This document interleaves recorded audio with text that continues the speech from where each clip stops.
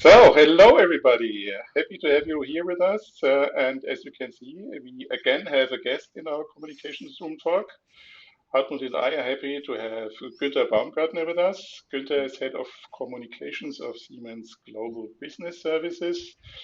And why did we invite him to join us? Yeah, because we know him and we know that he's a nice guy. And but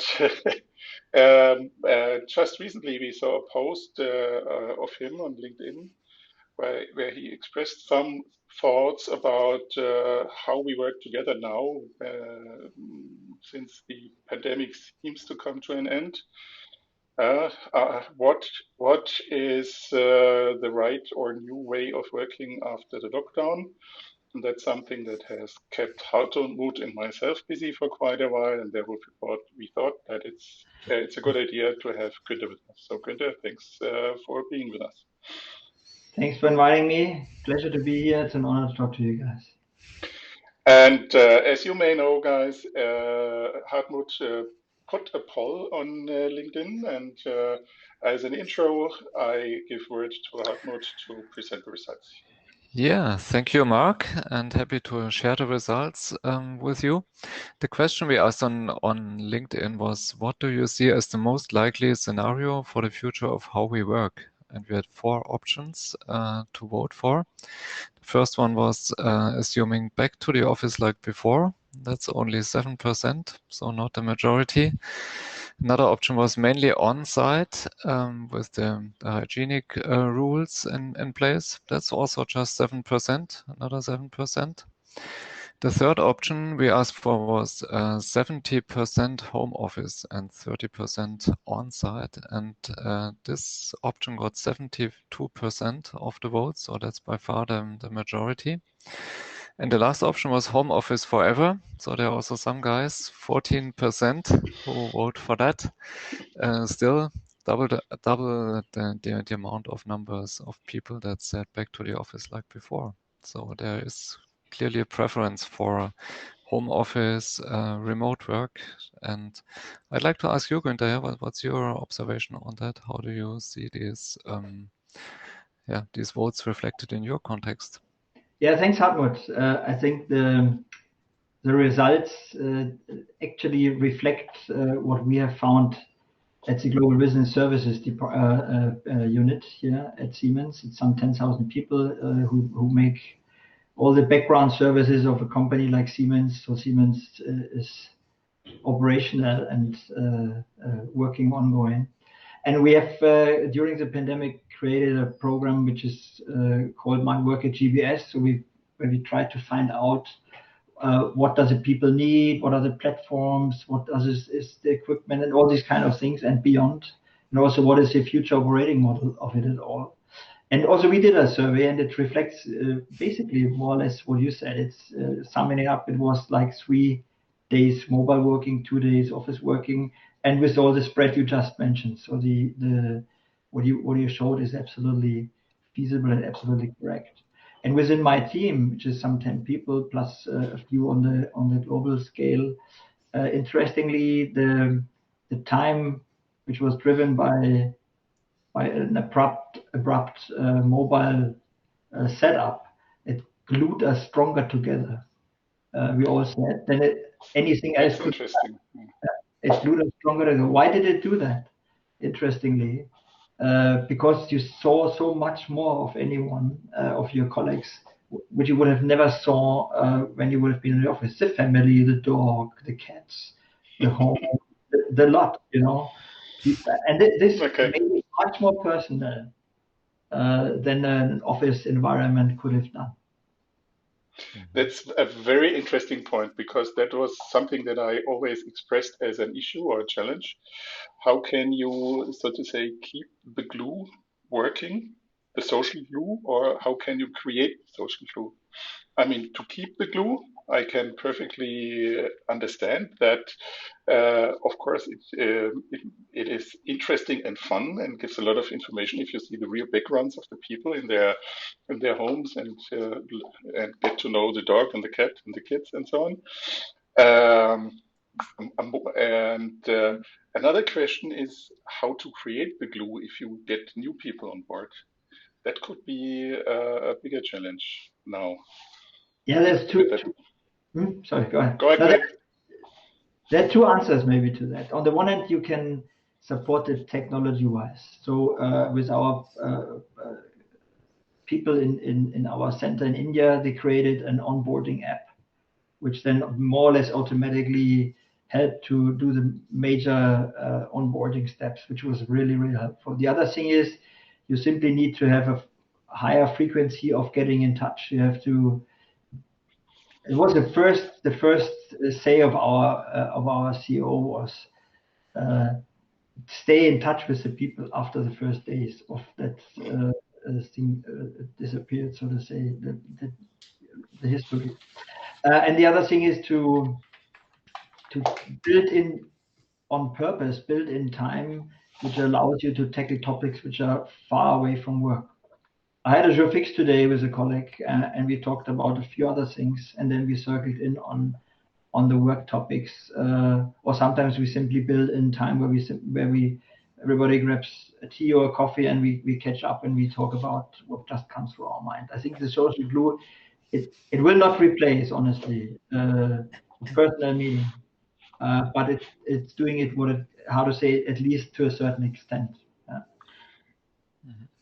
And maybe can I add just briefly, and you know that there are startup companies who work for years and haven't seen any one of each other physically ever, and it works too. Yeah, and that's maybe the big advantage that startups have, that they didn't grow up in the 20th century and don't have a 20th century legacy, because the big companies tend to have that 20th century legacy and big institutions.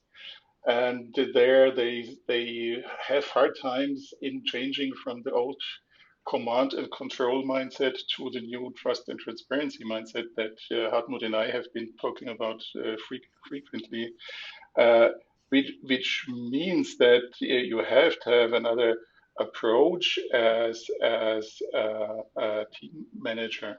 Yeah. Because in former times, maybe you have been the technical expert and that was it, and somehow it did work because you happened to meet each other by accident in the office building. But now, and you mentioned that, you need to be in touch with the people, yeah, because otherwise you will lose them.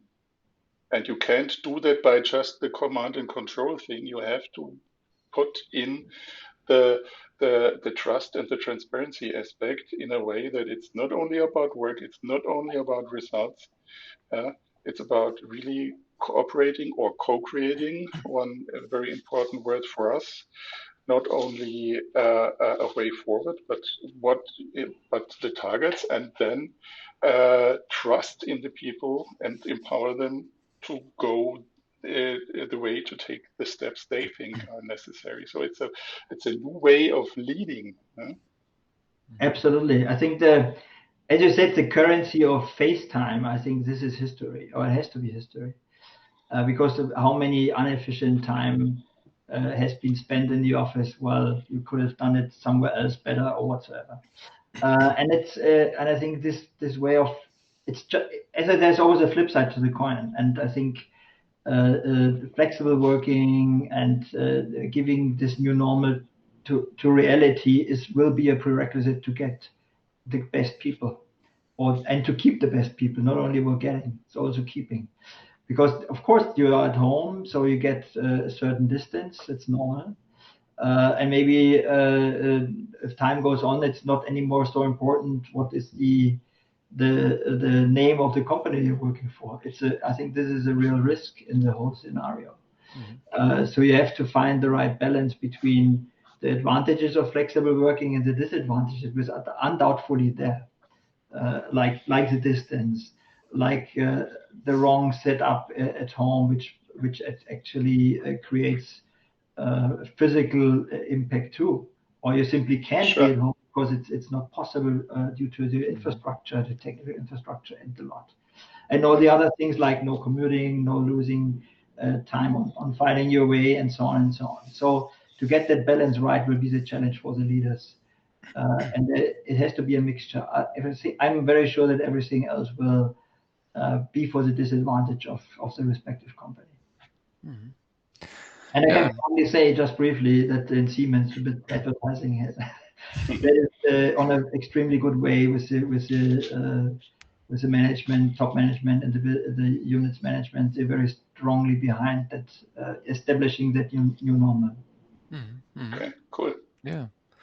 Yeah, I'm also convinced that it will be a kind of mixture between remote work and the presence in the office. And what I observed recently with some of the customers I worked with, that of course there are all these advantages with the remote work, and it's quite easy, and it's facilitated through technology. And one of them is it's also a software company, and they are one of these, Mark, that you mentioned at the beginning, that have worked remote for a long time. But what they come up now with is an issue that they lack transparency, and that brings me back to the topic of transparency and trust. But they lack transparency in terms of the emotional side, and Mhm. that came up, and that seems to be like a growing topic now, that that this remote phase of work seems to go on to carry on for quite a while. And there we are now working on aspects. How can we make the emotions still visible that probably are hidden behind the screen sometimes? And they also say we work a lot on this factual. We work very efficient and effective. We have all the information on board. But still, there are some tensions in the background that do not get addressed that much anymore, like before. That's absolutely right. And just maybe you can hear that, but I've done now outside work done, and I think it's a reality check, because what can I do? Now there will be background noise, so you can try to fix it. You can run around. It puts a lot of stress on you, or you can simply say it is what it is at the end of the day. And to address what you said, Hartmut, we captured that in one word, and that is belonging. So I think we need to create that feeling of belonging of our teams to the teams and to the company they are, and that needs different maybe means and measures to execute it. And therefore we have established a department. It's called obviously Future of Work, which takes exactly care of exactly this, how to glue, you said it nicely, Mark, how to glue these people and the team to the company, or to the firm. Yeah. And of course, we during our discussions we came to some conclusions. So one of the conclusions that I take, and Günther, you may not be surprised, is that I'm convinced that despite all the good things that we have with virtual and online meetings, I come to that in a second.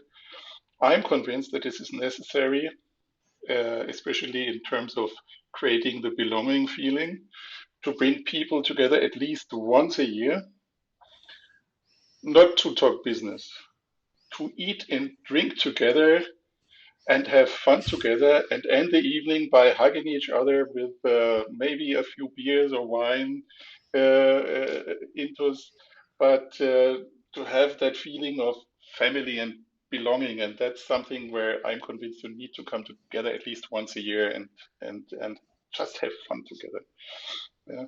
And another thing is that I think it's really important to create the transparency of information, or the possibility for everyone to have the same level of information if they want, more than in the past. Again, because if 70% are sitting somewhere, and only 20 to 30% are sitting in the office, there is a risk that some have more information than the others, some are more visible than the others. And to cover that risk, I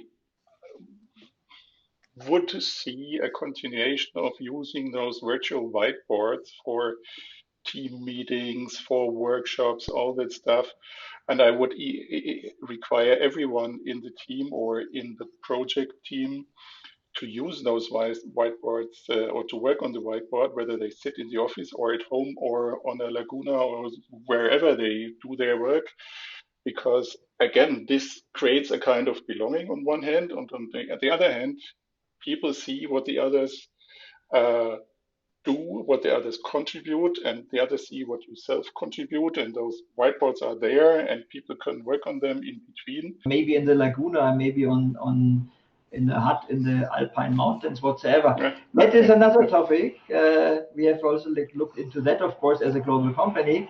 But the point is really you have to then you run into tax topics, you run into security topics, and so on. So this has also to be very carefully looked into. It sounds nice. It's not so easy to realize. Not impossible, but it needs to be carefully looked into. Maybe more important for you than for us, Hartmut, since we as our own companies can decide on ourselves. Sure. That's right. But this is, of course, the question really is, as you said it before, trust, and how do you say trust? Trust and transparency. Trust and transparency is a great thing to elaborate on, because this describes at the end of the day the need of the leadership to change. So therefore, I'm a little bit astonished that that you said, "Oh, we at Siemens are well on our way." So in the years that are between my belonging to Siemens and today, which is 10 years already, it seems that there has been some change to the better. Yeah, and the point is, and I come, you know, that we both had a time, a very good time at Siemens, and I'm. But let me give you an example on that one, just while you're saying it. In the past, it was maybe often the thought like, I need you and you and you in arm's reach because this is a key department whatsoever, and arm's reach means literally to grab physically. And we need to consider now what is arm reach transformed into the digital world? What are the tools I need? What is the mindset I need? Because then arm's reach is even easier than ever before. If you are somewhere and you pop up your device and you are in the middle of a meeting, depending on the technology, should be possible easily. But I think it's a transformation of that thinking.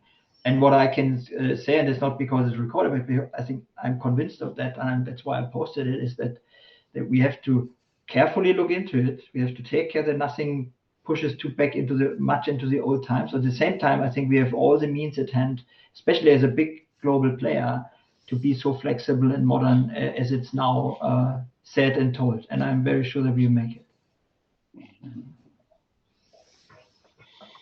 Yeah, and there's plenty of things at hand. Hartmut introduced in our digital university adventure. He introduced a lot of tools, and I especially recall one where while you were talking about tensions and emotions, how to cover those. There's a lot of things out there that are, and that is very important for me, that are easy and pragmatic, easy to understand and pragmatic to use. And to cope with it. Maybe, Hartmut, you would like to elaborate a little bit. Yeah, that's good that you raise it, because we worked together on a project with students now in the summer semester of Ludwig Maximilians University. And the task we gave the students, so their communication students, is actually to, first of all, elaborate on their own purpose, on the individual purpose, and to create also an overall goal and intention what they want to achieve in this semester, and then also to put it in practice in a self-organized way. So Mark and I, we acted as coaches in this process. Because we said maybe it's a stretch on the one hand side, but on the other hand side, it also gives them or may help them to give them a good feeling on the future way of working. Because our assumption is that there will be less this direction from top to down, and so we need to come to a way of working, and that's also facilitated, I would say, by this remote work partly, but it's also a shift in culture overall, I assume, that is taking place that will make it even more important in the future to work in this self-motivated way, and to also define your own contribution to the company you work for and to the goals that you want to achieve, but to also bring this in sync with an overall goal of the company then, or of a project in our sense. And we try to facilitate that with some nice tools and all in a virtual way. And we also found that even the students hadn't met before. So they appreciated also this exercise of coming together, of growing together as a team, of working together on something meaningful, but also bringing it to an end and to a joint result that they actually defined themselves. And that's now another question I see a bit, how much potential do you also see for this type of work in a large organization that is more self-organized, self-driven, but still based on an overall purpose? And Mark? Maybe one additional impression before Günther, before you answer, and so you have time to think about it. In former times, leaders thought that they could motivate people, but we learned very early that this is wrong. You cannot motivate people. You can't just help people motivate themselves. And we are convinced that again we can improve that by putting trust in the people, by being transparent, by giving them the freedom to act as they think is necessary to reach their goals. And at least the result with the students was exceptional, let me put it that way, because they didn't know each other, but they immediately understood that they have to come together for free time evenings and play games together and all that stuff. They did everything what was necessary without us directing it. Of course, we did some framing and gave the guardrails and so on. But the things that I have been dreaming of in the past now seem to have the chance to become true. I don't hear you. Oh, you're muted, maybe? Yeah, sorry for that. That's the famous you're muted, right? So I think the point what I wanted to raise is, that's why I made some notes here to not lose that, is that the teams and the people they got more mature in the whole behavior. Because there was also one. I mean, if you have this typical situation, if you still have an office somewhere, or your working area, and then you enter the room of your boss, and there's normally a suit and a tie and whatsoever. It's all gone. You say, hey, great polo shirt you got, and this is great, and this is easy, and people got beards and everything, and never wear beards before. And now suddenly, it's now they do what they maybe wanted to do anyway all the time, but they didn't dare to do it. And I think we may not lose that at all. And the other thing is, I think we still need to find a way to replace that the catching up by coincidence. You bump into someone while walking to your car and say, hey, we haven't seen them. And I think this is really a thing where, I don't know, and maybe technology folks need to find an app for that. But how can you replace that spontaneous, coincidental driven meetings, or hey, let's catch up a lunch or a coffee quickly, let's solve that thing you've done in 5 minutes. Now you have to set up a meeting. It becomes again a bit formal. I think this is for sure a challenge some technology has to work on, some folks have to work on. And that's one of the reasons why I think that it is still necessary to come together regularly to just give people the chance to bump into each other accidentally. Besides having a team meeting where you bring everyone up to date and give people the opportunity to talk physically and not only online, and then stand together with a cup of coffee besides the meeting and all that stuff. Maybe there will come up more things like the tool that we are using now, like Wanda, where you just open a room. Yeah, think about it. Just open a room, and if people have time for a coffee or a break, they just get into the room, look who is there, like I know small hour windows that we can see again the circle of the three of us. Yeah, think about it. You provide that for your team or for different teams and say, okay, if you have spare time and you want to talk to someone, just by accident have a look into the room. Someone's there. You would like to talk to. Fine, you found someone. If not, next time. Yeah, things like that I could imagine will help secure that bumping into each other accidentally issue. And this is a topic I will definitely use. It's a great point you made, honestly. That you have that simply open and not setting up a formal thing, because if you set up a formal thing, it's formal by default definition. Right. And as you already said before a few times, but the trust topic needs to get. I think it's there, but it needs to get stabilized somehow to not fall into old behavior, as you said, which was learned by my generation at least, or others. Our generation. Our generation. Whereas I've a few young members of the team who have a completely different way of tackling that, but that enriches us, I have to say, the whole scenery, because things get a certain totally interesting and exciting dynamics. Right. So we are already close to the end of our at length 30 minutes. I was very happy with that discussion. It was very lively, and I think we have brought together several ideas that hopefully can help our viewers and listeners to make up their minds to find out that it is, like you say, it's encouraging, it's empowering, it's giving at least the older ones of us a good feeling of being alive more than in former stable constructions and structures. So I'm really optimistic by looking into the future. Yeah, can I? Yeah, go ahead. I wanted to.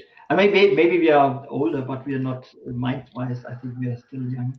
Mm-hmm. But I think if a company or team or whatever has a strong culture, then it can evolve through a crisis to even better or new heights, I would say, and it can make the team stronger and generate that new dimension of trust you mentioned before. And I think that's what we need to aim for. Yeah, and from my side, I really like the aspect when we got very creative and said, well, this situation, it also opens the opportunity to to realize things where we thought maybe that's not possible to do. And now the crisis put us in a situation to deliver and to develop some proof points, what is possible and what not, maybe. But I also see the point that the opportunities are much bigger than the deficiencies that we see these days. So let's make use of it. Thanks for the discussion. And yeah, to the final words, back to you, Mark. Yeah, thank you both. I just say, let's take the chances that are there. Let's be aware of the risk. And then we can enter a real new chapter of working together as teams, of leading teams, and having a culture that has a positive connotation instead of the old 20th century connotation. So thanks again. Thanks for viewing and listening, and talk to you soon and see you soon. Thank you so much. Yeah. Thank you. Bye. See you. Bye.